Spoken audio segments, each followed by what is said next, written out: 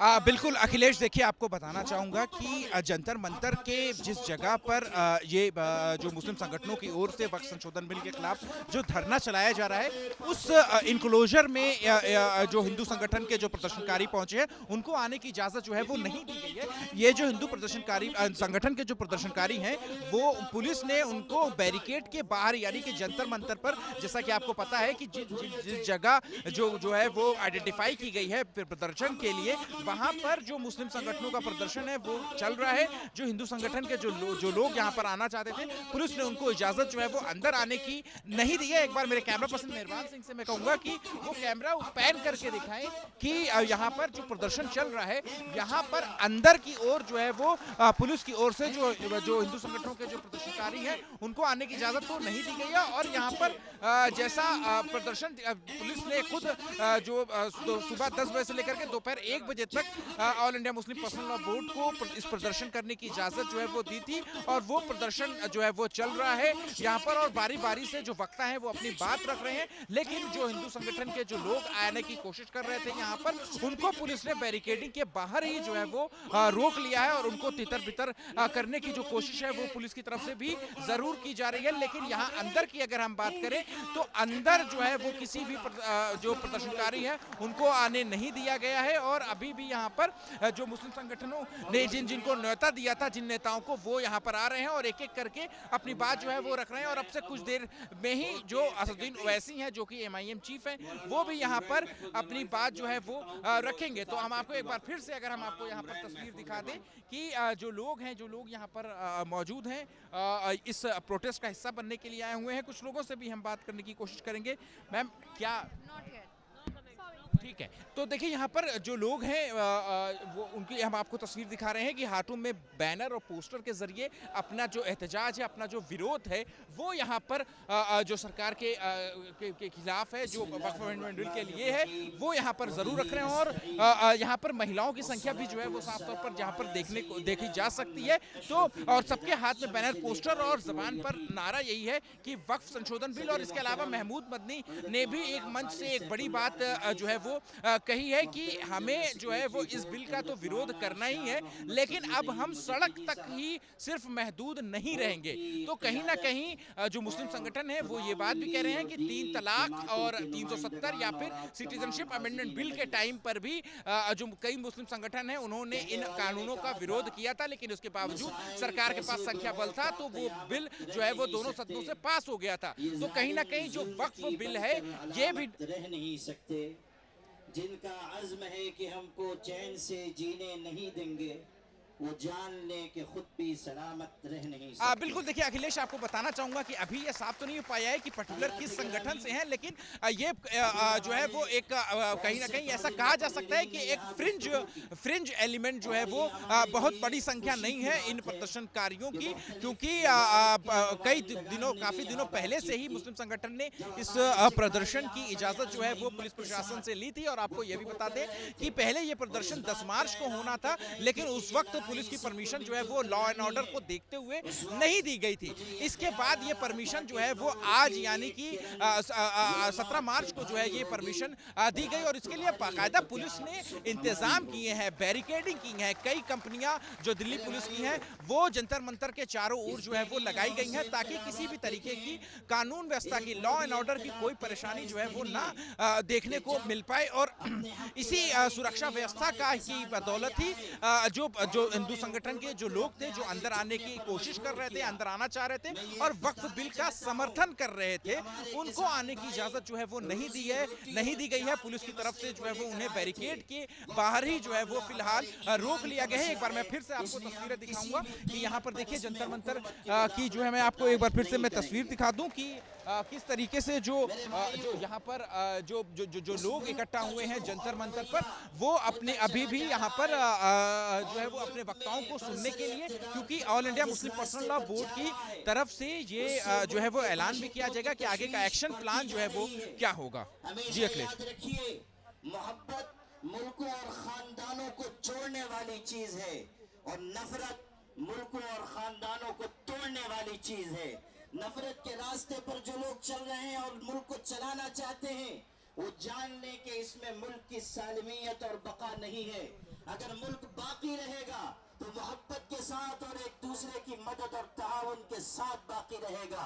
यही पैगाम all India Muslim personal law board का है कि हम सब इस मुल्क में मुत्तहिद होकर मोहब्बतों के साथ जीते रहें।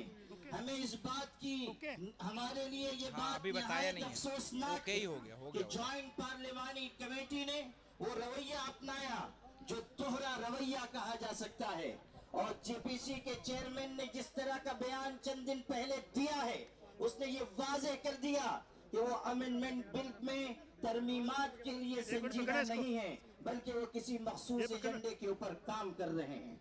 हमारी तरफ से ये बात जब कही गई कि हम इस सिलसिले में आगे बढ़ेंगे और एहतजाज हो सकता है, और ये भी मुमकिन है कि शाहीन बाग की तर्ज पर कोई एहतजाज किया जाए, तो कहने वाले एक शख्स ने कहा कि जलियांवाला बाग को नहीं भूलना चाहिए। हम उनको ये याद दिलाना चाहते हैं कि अगर आप जनरल डायर के रास्ते पर चलना चाहते हैं तो सुन लीजिए, आपकी गोलियां कम पड़ जाएंगी, हमारे सीने कम नहीं पड़ेंगे। आप किसको धमकी दे रहे हैं? कर रहे हैं कि आप ये समझते हैं कि मुसलमानों को खून की नन्ही मुन्नी नदियों से डराकर आप अपने एजेंडे पर चल सकेंगे। सुन लीजिए, हम वो है कि खून के बहरे कुल्लुम से गुजर कर भी दास्तान अज़्म व अज़ीमत लिख कर आपको दिखा देंगे। मेरे भाइयों, आज ये बात की जा रही है कि हम जलियांवाला बाग बना देंगे। उस वक्त क्या हुआ था मैं याद दिलाना चाहता हूं। जब गोलियां चलाई गई तो वहां पर हिंदू भाइयों की, सिखों की, मुसलमानों की लाशें एक दूसरे के साथ मिली हुई पड़ी हुई थी। आज भी हम उसी रास्ते पर हैं, और आप अगर अंग्रेज के रास्ते पर जाना चाहते हैं तो सुन लीजिए, अत्याचार करने वाले कभी इस दुनिया में आफियत के साथ जिंदगी नहीं गुजार सकते। अगर आप अंग्रेजों का रास्ता चुनना चाहते हैं तो समझ लीजिए कि आपका अंजाम भी वही होगा जो अंग्रेजों का अंजाम हुआ था। All India Muslim personal law board इस मुल्क के मुसलमानों का सबसे मुत्तहिदा और मुश्तरका प्लेटफॉर्म है। अगर वो ये आवाज दे रहा है कि वक्फ तरमीमी बिल को वापस लिया जाए तो हुकूमत को इस बिल को वापस लेना चाहिए। ये मत समझिए कि सिर्फ चंद हजार मुसलमान जमा होंगे और बात मुकम्मल हो जाएगी। All India Muslim personal law board आवाज देगा तो पूरे मुल्क के मुसलमान, बल्कि इंसाफ पसंद शहरी मुस्लिम पर्सनल लॉ बोर्ड की आवाज के साथ आवाज मिलाएंगे। इसलिए आप सब भी इस बात का हाथ उठाकर अज़्म कीजिए कि मुस्लिम पर्सनल लॉ बोर्ड जिस तहरीक का भी ऐलान करेगा, आप सब उसका भरपूर तरीके से साथ देंगे। आप इस रोजे की हालत में इस बात का अज़्म कीजिए कि हम इंशाअल्लाह अपने हुकूक की जिद्दोजहद आखिरी सांस तक लड़ते रहेंगे, अपने हुकूक की लड़ाई आखिरी सांस तक लड़ते रहेंगे। इस हकीकत को हमेशा याद रखिए कि अपने हुकूक की आवाज जितनी देर से उठाई जाती है उतनी ही ज्यादा कुर्बानियां देनी पड़ती हैं। इसलिए अगर आज हम आए हैं तो अपने अंदर एक कुर्बानी का जज्बा भी पैदा करें और ये पैगाम पूरे मुल्क तक पहुंचाएं कि हमें इस मुल्क को भी बचाना है, इस मुल्क में मोहब्बत के पैगाम को भी आम करना है और सबको साथ लेकर हमें उस सिमत में जाना है जिसमें मुल्क का भी भला हो और हमारी मिल्लत का भी भला हो। आपकी ये क़यादत जो यहाँ मौजूद है, अगर आप इसे बूढ़ी और बुज़दिल क़यादत समझते हैं तो सुन लीजिए, आज ये यहाँ बैठे हुए हैं, लेकिन कल अगर अल्लाह ने ऐसा मौका दिया कि हमें इस लड़ाई को आगे बढ़ाना पड़ा तो आप देखेंगे कि ये क़यादत कलम और कागज छोड़कर हथकड़ियों का भी इस्तकबाल करेगी और अपने सीने खोल देगी और आपकी लड़ाई आखिरी सीढ़ी तक लड़ी जाएगी। इसीलिए मैं ये कहा करता हूँ अपनी क़यादत के बारे में कि ये अलग बात है कि चुपचाप खड़े रहते हैं, फिर भी जो लोग बड़े हैं बड़े रहते हैं। ऐसे दरवेशों से मिलता है हमारा शजरा जिनकी ठोकर में कई ताज पड़े रहते हैं। आखिर दावाना। बहुत बहुत शुक्रिया मोहतरम मौलाना उमरान मसूद रहमानी साहब। वक्फ तरमीमी बिल अब मैं इंडियन यूनिवर्सिटी के केरला मेंबर पार्लियामेंट जनाब हारिस बी राय से गुजारिश करता हूं कि तशरीफ लाए अपनी बात रखें। अस्सलाम वालेकुम। हम तो काफी आंदोलन देखा है जंतर मंतर में। अभी पार्लियामेंट का सेशन शुरू हुआ है, हर दिन तो एक आंदोलन होते रहते हैं, हम भी इधर शामिल होते हैं। पर पहली बार पूरा जंतर मंतर रोड बंद कर मिलिट्री को भी को इधर हासिल कर एक आंदोलन उन्होंने अभी तो आज करवाने का तो परमिशन दिया। उसका मतलब क्या है? उसका मतलब ये है जो साउथ ब्लॉक में जो बैठा हुआ वाला सरकार है वो तो हिलना शुरू कर दिया, हिलना शुरू हो गया उसका। अभी ये आंदोलन जारी रखना। बिल के बारे में हमारे को सबको पता है, ये संविधान के विरुद्ध वाला बिल है, ये संविधान के विरुद्ध वाला सरकार भी है।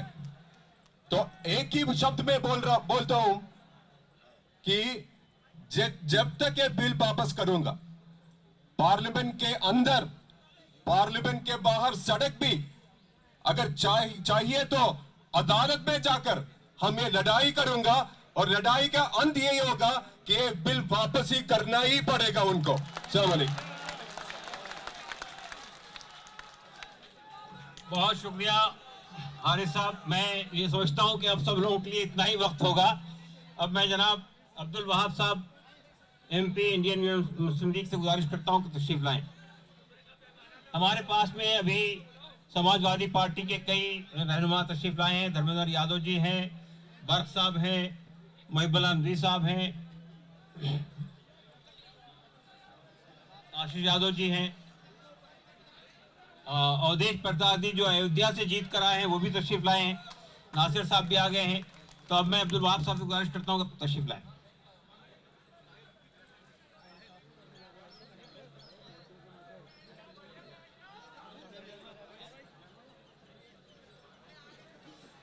Bismillahirrahmanirrahim. Assalamu alaikum all leaders, my friends and colleagues. We are here from the parliament. Session is going on. I was asking the minister, Kiran Rijiju, who is going to bring the bill. Then I was telling him, do you want this in the Ramadan month itself? Today morning we went to Rashtrapati Bhavan for the breakfast. So we told Rashtrapati, Madam, this is a month of holy, the holy month of Ramadan. Today you have got the date to have a breakfast for us.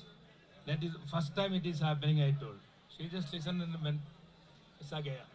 Anyway, we are here. All Kerala is here. Whichever party other than BJP is with you. Indian Union Muslim League, we took him. Bashir Saab came this morning. Or Samadani Saab, he is not well. He is in the hospital. And our Nawaz Khani Saab also there. Thank you very much for giving me an opportunity. I'm not taking much time, and especially our Owaisi and all sitting here. Thank you very much. Assalamu alaikum. We will win this struggle. Thank you.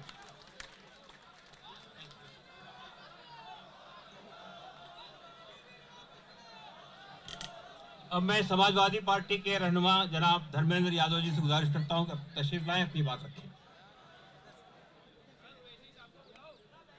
अगला number देखिए, अवैध साहब से मैंने मालूम कर लिया, वो अभी बैठेंगे आपके दरमियान।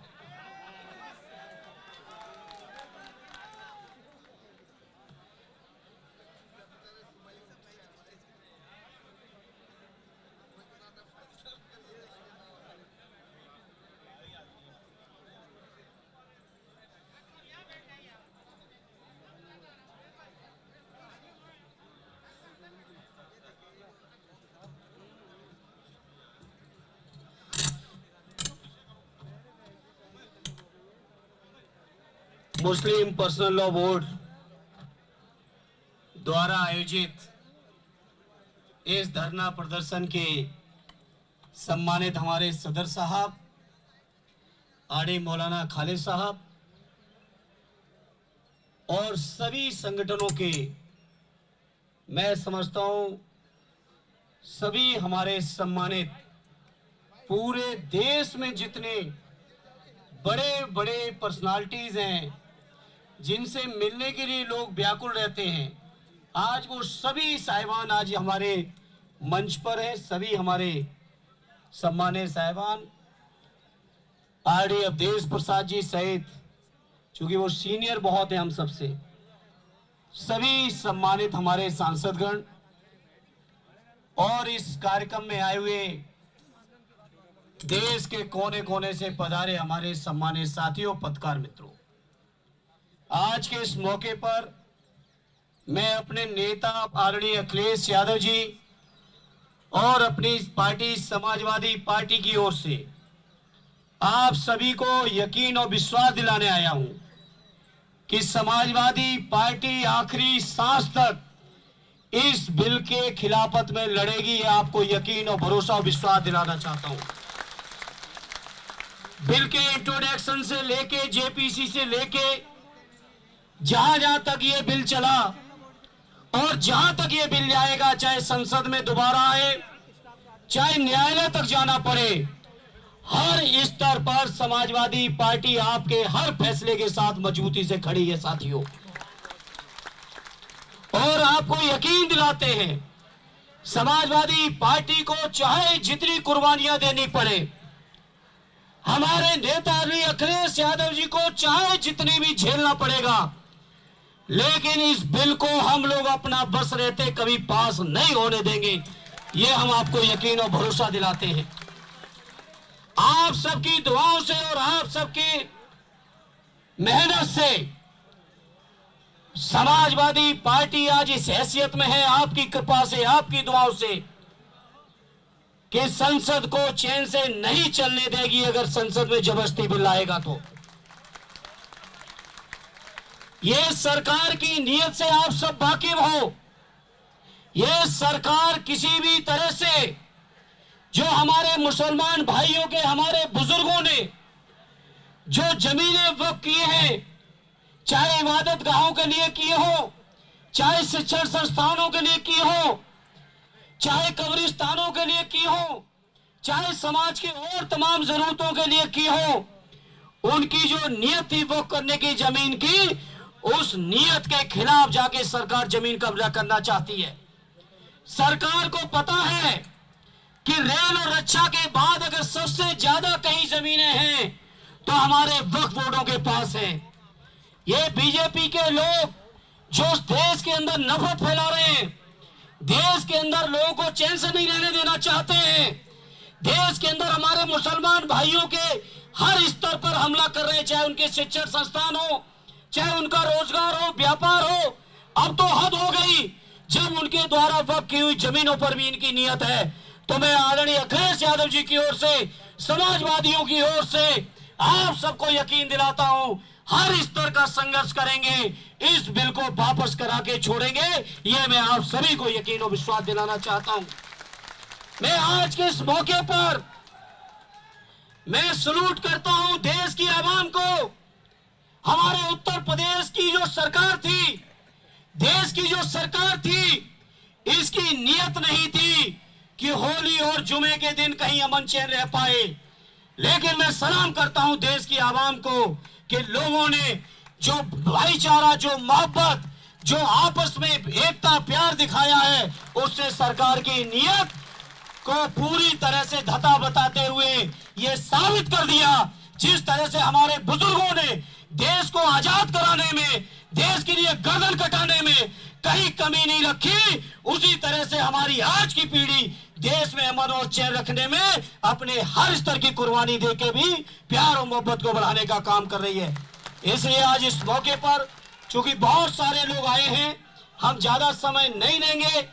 इस मौके पर मुस्लिम पर्सनल लॉ बोर्ड के आरडी खालिद साहब से लेके मौलाना उस्मानी साहब से लेके सभी सम्मानित पदाधिकारियों का मैं शुक्रगुजार हूं कि उन्होंने मुझे मौका दिया अपनी बात को रखने का, और इतने आवाम के बीच देश की मीडिया के सामने एक बार फिर आदरणीय अखिलेश यादव जी की ओर से आपको यकीन दिलाते हुए, चाहे जितनी कुर्बानी देनी पड़ेगी, चाहे जितना संघर्ष करना पड़ेगा, चाहे जितनी लड़ाई लड़नी पड़ेगी, लेकिन उसको लड़ते हुए हम अपने मुसलमान भाइयों की वक्फ की जमीनों को सरकार के हवाले नहीं होने देंगे। ये आपको यकीन, विश्वास और भरोसा दिलाते हुए एक बार फिर सबका शुक्रिया अदा करते हुए अपनी बात को विराम देता हूं। जय हिंद, जय भारत, जय समाजवाद। बहुत बहुत शुक्रिया धर्मेंद्र यादव जी, आपने आपके आश्वासन के लिए, और हमें यकीन है कि आप पार्लियामेंट में इस बिल को पेश होने नहीं देंगे, अगर हुआ तो उसे नाकाम बनाएंगे। अब मैं मोहतरम जनाब असदुद्दीन अवैसी साहब से गुजारिश करता हूं कि वो तशरीफ लाएं, अपनी बात रखें। आपने जेपीसी में अपनी बात ताकत से रखी, पार्लियामेंट में भी रखी। अब मैं फिर अवैसी साहब से गुजारिश करता हूं।